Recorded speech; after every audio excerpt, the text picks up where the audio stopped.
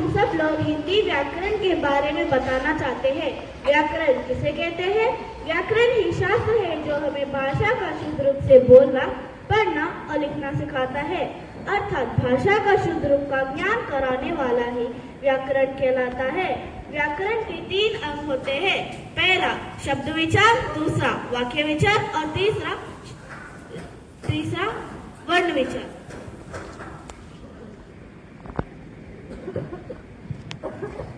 संज्ञा किसी व्यक्ति, वस्तु, स्थान अथवा भाव के नाम को संज्ञा कहते हैं। उदाहरण राम, रामायण, केरल आदि। इसमें 3 प्रकार संज्ञा है।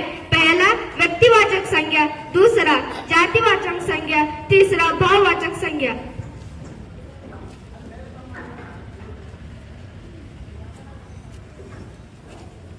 सर्वनाम संज्ञा शब्द के प्रयोग करने वाले शब्दों को सर्वनाम कहते हैं।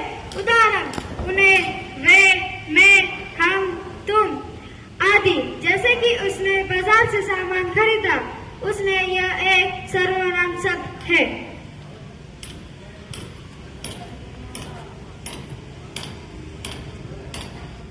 क्रिया किसी काम के करने या होने का बोध कराने वाले शब्दों को क्रिया शब्द कहलाते हैं। उदाहरण आना, जाना, लिखना, पढ़ना आदि।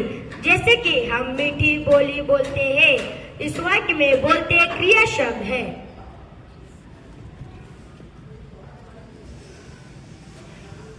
विशेषण संज्ञा अथवा सर्वनाम शब्दों के विशेषण बताने वाले शब्दों का विशेषण कहते हैं। उदाहरण मंजुला के पास एक लाल कलम है।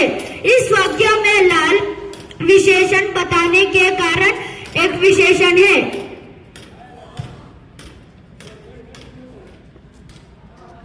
क्रिया विशेषण क्रिया की विशेषता बनाने वाले शब्दों को क्रिया विशेषण कहते हैं। उदाहरण अक्सर, दिन भर, कब, अब आदि। जैसे गाड़ी धीरे धीरे चलती है, इस वाक्य में धीरे धीरे शब्द क्रिया विशेषण बताता है।